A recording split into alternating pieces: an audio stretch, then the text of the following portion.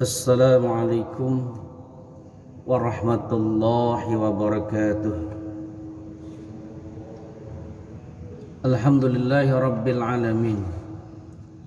Wabihi nasta'inu ala umuri dunya waddin. Wassalatu wassalamu ala asrafil anbiya'i wal mursalin wa ala alihi wa sahbihi ajma'in. La ilaha illallah al-azimul halim.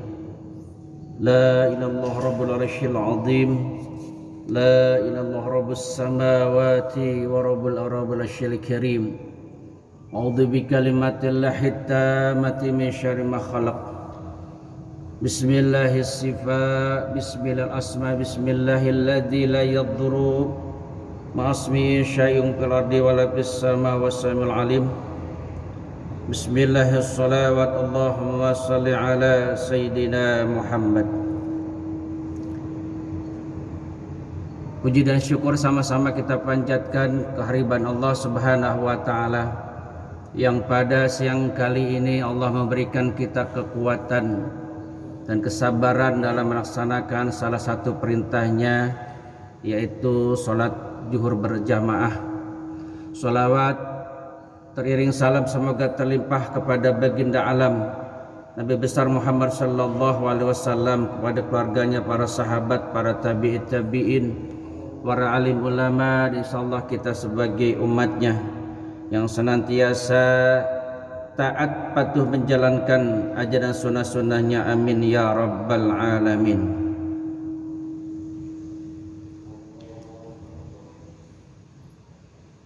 Masuk pada makalah yang ketiga dari kitab Nasahibul Ibad, an Abi Bakr As-Siddiq radhiyallahu an.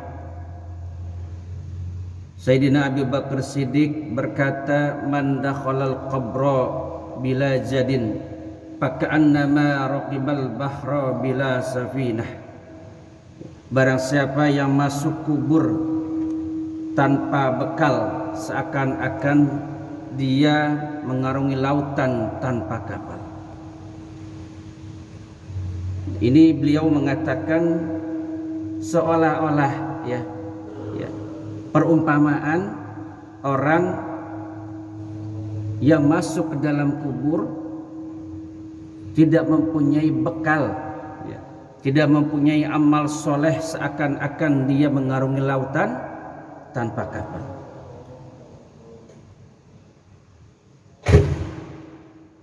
Fayakrifu gorqan la khalasalahu ila biman yunufidhu. Jadi dikatakan seolah-olah orang yang masuk kubur itu tanpa bekal, dia seolah-olah mengarungi sebuah lautan yang begitu luas dan dalam. Tanpa perahu dia akan tenggelam. Kita dapat bayangkan seseorang yang mengarungi lautan tanpa alat apapun, tanpa perahu, tanpa ban karet dan seterusnya, dia akan mengalami begitu kepayahan dan kesusahan yang amat hebat di tengah laut. Sama halnya orang yang wafat, masuk kubur, tidak mempunyai perbekalan untuk akhiratnya, maka dapat dipastikan dia menjadi orang yang celaka. Kecuali kalau di dalam dia dalam tenggelamnya itu, di laut itu ada orang yang menolong, tiba-tiba ada kapal yang lewat, atau ada tim SAR yang menolong, mungkin dia bisa tertolong. Tetapi kalau tidak, dapat dipastikan dia akan tenggelam dan mengalami sebuah musibah yang hebat di tengah laut. Begitupun orang yang tidak siap dengan akhirat, dia akan masuk kubur itu dengan pertanyaan-pertanyaan dari malaikat yang dia tidak bisa menjawabnya. Kemudian dia dimasukkan dalam sebuah kenistaan Allah Subhanahu wa taala, sebuah murka Allah Subhanahu wa taala di dalam kuburnya. Makanya persiapkanlah bekal sekala kita masih diberi kesempatan hidup oleh Allah Subhanahu wa taala. Sedekah misalnya 50.000, 100.000, insya Allah asal ikhlas itu merupakan amal soleh.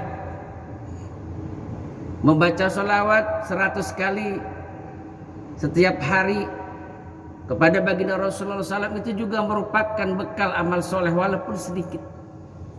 Tetapi kalau istiqomah setiap hari, insya Allah itu menjadi sebuah pahala yang amat mulia di sisi Allah.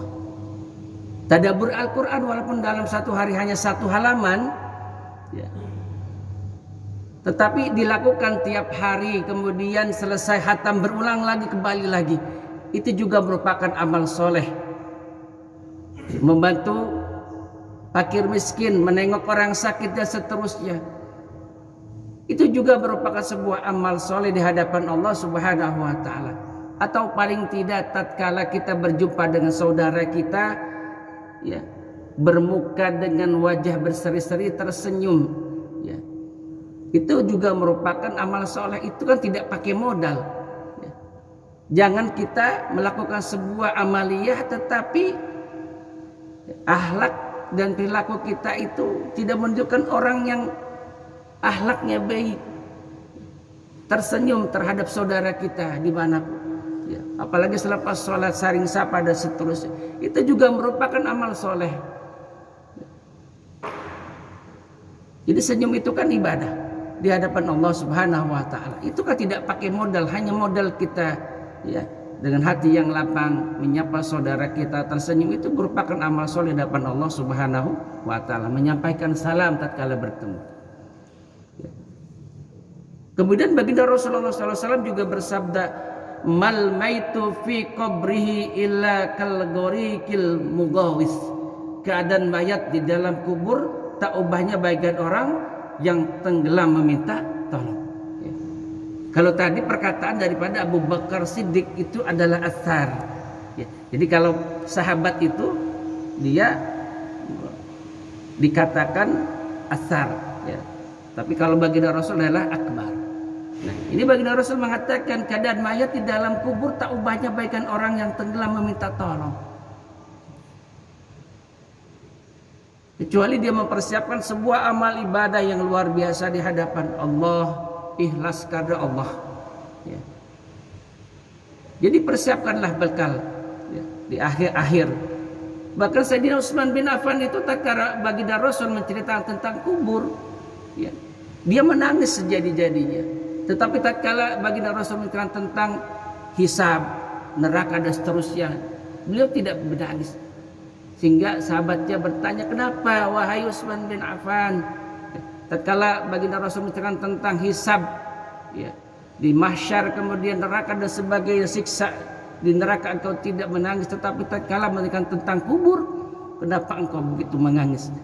Kata Utsman bin Affan, kalau aku ditakdirkan menjadi orang yang tidak selamat tatkala dihisab, masih banyak teman-teman, masih banyak orang-orang bersamaku. Atau aku ditakdir menjadi orang yang masuk neraka pun masih ada orang di situ. Tetapi di kubur aku sendiri, tidak ada teman di situ. Aku meminta tolong kemana? Ya. Berkomunikasi dengan siapa? Itulah Sayyidina Utsman bin Affan. Ya. Tetapi bukan tidak takut dengan siksa neraka beliau, ya, bukan tidak takut dengan hebatnya penghisaban di mahsyar itu. Ya.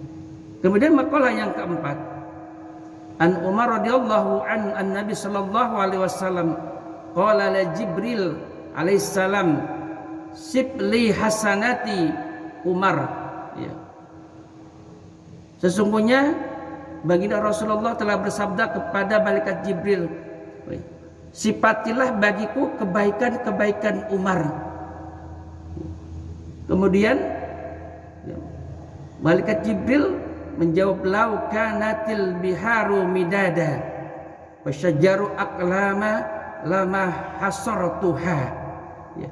Kebaikan-kebaikan Umar adalah apabila, ya, pohon-pohon di seluruh jagat ini, di dunia ini dijadikan pena, kemudian lautan dijadikan tinta, maka tidak akan cukup menulis daripada kebaikan-kebaikan Umar bin Khattab. Kita bayangkan, ya, pohon yang ada di dunia semuanya dijadikan pena oleh Allah, kemudian lautan menjadikan tinta.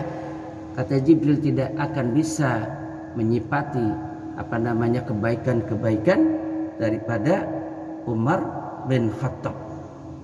Ya. Kemudian baginda Rasul bertanya, faqala sibli hasanati Abi Bakrin. Ya. Lalu bagaimana dengan kebaikan-kebaikan Abu Bakar? Ya. Umaru hasanatu min hasanati Abi Bakr. Ya. Jadi kebaikan-kebaikan Umar adalah salah satu daripada kebaikan daripada Abu Bakar Siddiq. Kalau kita bandingkan Umar aja begitu ya gambarannya. Ya. Kebaikan-kebaikannya, semua pena jadikan pohon dijadikan pena, lautan dijadikan tinta, tidak cukup menulis kebaikan Umar. Sedangkan Abu Bakar ini, kebaikan Umar adalah salah satu daripada kebaikan daripada Abu Bakar Siddiq. Kenapa bisa seperti itu?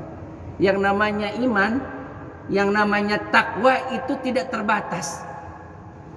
Tatkala hati kita menjadi orang yang baik, ya, perilaku kita baik, santun, penyayang, sabar, ridha, jujur, amanah dan seterusnya, istiqomah, itu tidak terhingga, tidak bisa diukur dengan apapun, tidak ada ukurannya. Ya. Jadi begitu. Dan kata Nabi, kalau saja keimanan daripada Abu Bakar Siddiq beliau satu, ya, ditimbang dengan keimanan daripada umatku semuanya sampai di akhir zaman, itu tidak akan mengimbangi daripada keimanan daripada Abu Bakar Siddiq. Ya. Jadi ini luar biasa ya, sahabat-sahabat Amirul Mukminin ini ya, berjuang di jalan Allah Subhanahu wa taala. Kalau kita lihat bagaimana Umar bin Khattab ya, pada suatu ketika di tengah malam dia bersama asistennya Aslam, kemudian dia ronda berkeliling kampung. Begitu dia berkeliling kampung ronda di tengah malam, dia melihat ada sebuah rumah, ada sebuah gubuk. Di situ ada tungku yang menyala, ada api, seolah-olah kelihatan ada orang sedang memasak sesuatu di tengah malam. Tetapi di situ juga ada anak-anak yang dia dengar sedang menangis, merintih, merasakan sebuah kepayahan yang luar biasa, merasakan sebuah sakit yang luar biasa. Kemudian Umar bin Khattab itu mengintip, dia melihat ternyata si ibu ini sedang memasak batu. Ya. Lalu ditanya oleh Amirul Mukminin Umar bin Khattab, wahai ibunda, apa yang engkau lakukan? Ya.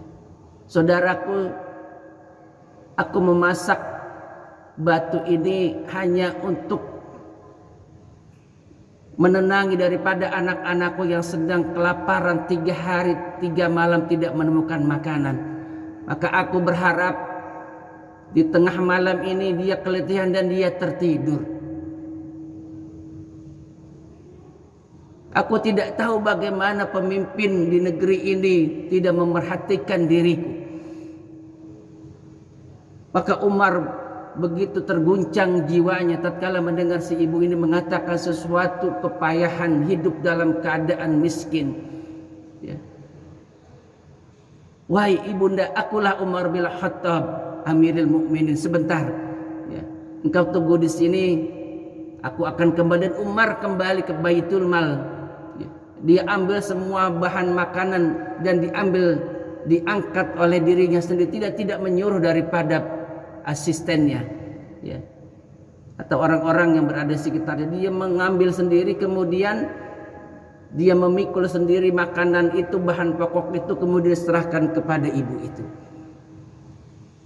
Maka saat itu Umar pun membantu memasak daripada si ibu ini, ya, sehingga kemudian dibangunkan anak-anaknya itu, kemudian anak-anaknya itu makan dan mendapatkan ya hidangan-hidangan yang cukup.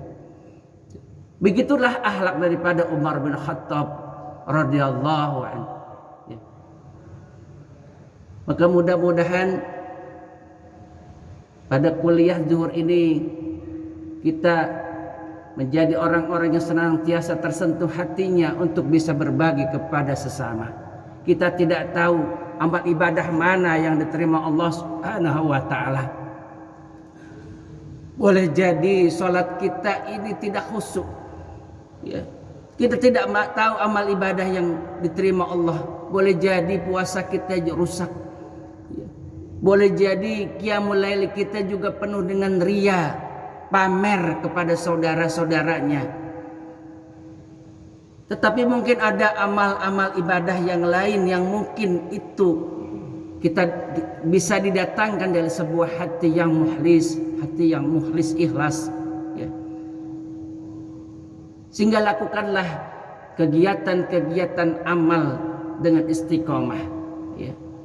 Setiap hari lakukanlah sesuatu yang terbaik yang bisa kita lakukan. Apakah kita tadabbur Al-Quran tiap hari? Apakah kita bersolawat setiap hari?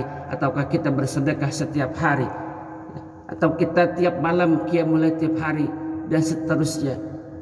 Kita tidak tahu amal ibadah mana, tetapi kita berharap kepada Allah Subhanahu wa taala. Mungkin ada salah satu amal ibadah pada saat kita melakukannya penuh dengan keikhlasan karena Allah Subhanahu wa taala, wa ma nazala minal haq. Ya. Sehingga sekecil apapun yang kita lakukan asal ikhlas kepada Allah Subhanahu wa taala, mudah-mudahan ini menjadi penarik daripada amal-amal yang lain. Wa may ya'mal mithqala dzarratin khairan yarah wa may ya'mal mithqala dzarratin syarran yarah. Ya. Setiap kebaikan walaupun hanya sebesar sebiji sawi itu akan diperhitungkan di hadapan Allah Subhanahu wa taala, atau keburukan-keburukan, kemaksiatan walaupun hanya sebesar biji jarah pun sama akan diperhitungkan Allah Subhanahu wa taala. Kemudian yang kedua, inud dunya bil ma'li wa ijul akhirati bi solihil a'mali. Ya. Kemuliaan dunia itu dengan harta, sedangkan kemuliaan akhirat itu dengan amal soleh. Ya. Jadi yang namanya kemuliaan dunia itu ya, dengan harta, dengan uang. Untuk menjadi seorang misalnya anggota DPR saja keluarkan uang 2 miliar misalnya. Ya. Di dunianya mulia karena apa? Dia bisa menduduki posisi tertentu. Ya. Tetapi untuk yang namanya akhirat, ya, wa ijul akhirati bosulil amal, yaitu dengan amal soleh. Ya. Jadi kemuliaan akhirat itu ya, dengan amal soleh, bukan dengan apapun. Sehingga Utsman bin Affan juga mengatakan humud dunya zulmatun fil qalbi wa humul akhirati nurul fil qalbi. Ya. Kesedihan dalam urusan dunia menggelapkan hati, dan kesedihan dalam urusan akhirat menerangi hati. Tatkala kita mencari sesuatu urusan dunia, ya, kemudian gagal dan sebagainya, menangis sejadi-jadinya, sedih sehebat-hebatnya. Ya. Tetapi tatkala kita mencari urusan akhirat, ya, seolah-olah itu tidak ada di diri kita, bagaimana kita mempersiapkan di akhir nanti. Ya. Jadi pada saat kita hidup mulia di dunia, rumah yang bagus, kendaraan yang mewah, ya kan, fasilitas yang lengkap, maka jangan lupa persiapkan juga kita untuk hidup di alam akhirat, di alam kubur, dengan kamar yang juga bagus, bantal yang bagus, rumah yang bagus. Dengan apa? Dengan amal ibadah, dengan amal soleh. Jadi itu ya, kemuliaan dunia itu ya dengan harta. Orang dengan harta ya logikanya dimuliakan. Ya. Tetapi belum tentu kalau dia nanti di akhirat tidak melakukan sebuah amal soleh, maka dia tidak dapat kemuliaan di akhirat. Ya. Jadi orang yang kehidupannya itu dia berfokus pada dunianya. Ya. Tatkala bisnisnya jatuh, dia merasa sedih hebat-hebatnya. Tetapi dia tidak memberikan bagaimana kehidupan akhirat di kubur itu seperti apa, ya kan? Nah, ini orang yang hanya memikirkan dunia, fokus terhadap dunia, maka itu akan mematikan hatinya, menggelapkan hatinya. Tetapi tatkala orang memikirkan tentang setiap hari dia pikirin akhirat, ya. Dalam kesempatan misalnya di tengah malam dia pikirin bagaimana di alam kubur, bagaimana menghadapi mizan hisab yang begitu hebat, bagaimana nanti kalau dia tidak selamat masuk dalam neraka Allah. Dia pikirkan itu, dia renungnya setiap hari, maka dia akan mendapat hati yang cerah, ya, nurul qalbi.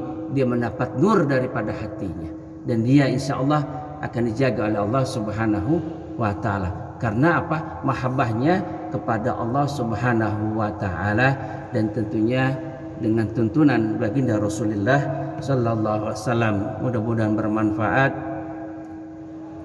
Al-Fatihah. A'udzubillahi minasyaitonir rajim. Bismillahirrahmanirrahim. Alhamdulillahirabbil alamin arrahmanir rahim maliki yaumiddin. Iyyaka na'budu wa iyyaka nasta'in ihdinas siratal mustaqim. Siratal ladzina an'amta 'alaihim ghairil maghdubi 'alaihim waladdallin. Kafaratul majlis. Subhanakallahumma wa bihamdika asyhadu an la ilaha anta astaghfiruka wa atubu ilaik. Assalamualaikum warahmatullahi wabarakatuh.